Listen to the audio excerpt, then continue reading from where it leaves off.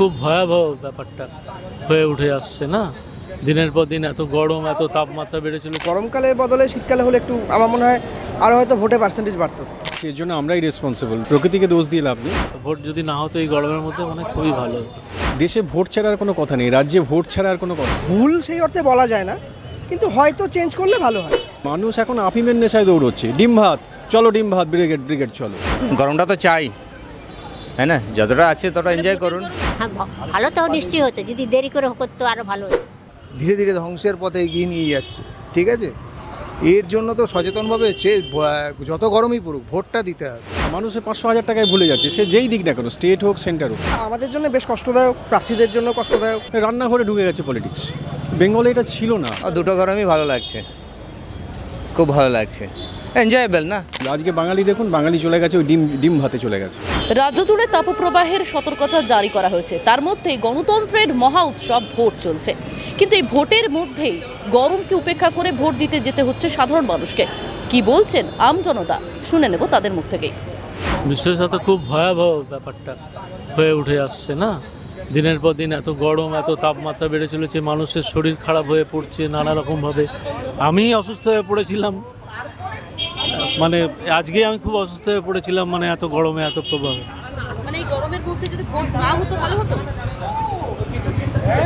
খুবই ভালো হতো, খুবই ভালো হতো। ভোট যদি না হতো এই গরমের মধ্যে মানে খুবই ভালো হতো। ভোট বরাবরই গরমেই হয়, কিন্তু ব্যাপারটা খুব খারাপ। মানে গরমকালের বদলে শীতকালে হলে একটু আমার মনে হয় আরও হয়তো ভোটের পার্সেন্টেজ বাড়তো। নির্বাচন কমিশনের সিদ্ধান্ত কি ভুল? অ্যাকচুয়ালি এরকম অ্যাডমিনিস্ট্রেটিভ ডিসিশনগুলো আরও অনেকগুলো ক্রাইটেরিয়ার উপর নির্ভর করে নেওয়া হয়। আমি এক্স্যাক্টলি তো জানি না যে ইলেকশন কমিশন কিসের ভিত্তিতে এইরকম এই সময়ে ভোট করে বা কী সিদ্ধান্ত নেয়। ভুল সেই অর্থে বলা যায় না, কিন্তু হয়তো চেঞ্জ করলে ভালো হয় যদি টাইমটা চেঞ্জ করা যায়। অবশ্য আরও অনেক ব্যাপার আছে, যেমন ধরুন শীতকালে ডিসেম্বর মাসে অনেক অ্যানুয়াল পরীক্ষা থাকে, সেই সময় ভোট করলে আবার ওই দিকে সমস্যা হয়। আমি জানি না, মানে যে কোনো একটা ব্যাপার, যে কোনো কারণে তো একটা এই সময় ভোটটা হয়, কিন্তু অবভিয়াসলি সেটা আমাদের জন্য বেশ কষ্টদায়ক, প্রার্থীদের জন্য কষ্টদায়ক, পার্টি কর্মীদের জন্য কষ্টদায়ক, সবার জন্যই কষ্টদায়ক। দেখুন, গরম যেটা হচ্ছে এটা তো প্রকৃতির ব্যাপার, ডে বাই ডে বাড়ছে। এর জন্য আমরাই রেসপন্সিবল। যেটা হচ্ছে সেটার জন্য প্রকৃতিকে দোষ দিয়ে লাভ নেই, আমরাই রেসপন্সিবল। আমরা একদিক থেকে রেসপন্সিবল হচ্ছে, আরেক দিক থেকে আমাদের যেগুলো করার কথা আমরা সবই জানি, থিওরিটিক্যালি জানি, কিন্তু প্র্যাকটিক্যাল বাস্তব জায়গাতে সবাই নিজের নিজের জায়গাতে। দেখুন, এয়ার কন্ডিশন দরকার, কিন্তু টেম্পারেচারটা কীভাবে মেনটেন করবো, গাছপালা কীভাবে লাগাবো, পলিউশনটা কীভাবে করা যায় সারা বছর, সেই এফেক্টটা আসছে না, প্রকৃতি ফিরিয়ে দিচ্ছে আমাদের কাছে। আর ভোট দেখুন, ভোট তো এখন দেশে ভোট ছাড়ার কোনো কথা নেই, রাজ্যে ভোট ছাড়ার কোনো কথা নেই। একটা ভোট আসে, এই পার্লামেন্ট ইলেকশন, অ্যাসেম্বলি, পঞ্চায়েত, আপনার কর্পোরেশন, মানুষ এরকমই আছে, মানুষ তাতেও যাচ্ছে। মানুষের মানুষ দিক বিদিক শূন্য, মানুষ এখন আফিমের নেশায় দৌড়চ্ছে। ডিম ভাত চলো, ডিম ভাত, ব্রিগেড ব্রিগেড চলো। মানুষ বুঝছে না যে মানুষের কোথা। দেখুন, আমি এই চায়ের কাপটা খাচ্ছি, আমি কিন্তু ইনডাইরেক্ট ট্যাক্স দিচ্ছি, কিন্তু মানুষ বুঝছে না। মানুষের 500,000 টাকায় ভুলে যাচ্ছে, সে যেই দিক না কেন, স্টেট হোক সেন্টার হোক। আমি যেটা মনে করি, মানুষের এটা বোঝা উচিত যে আমি ট্যাক্স দিই, যে ভালো কাজ করবে সে থাকবে।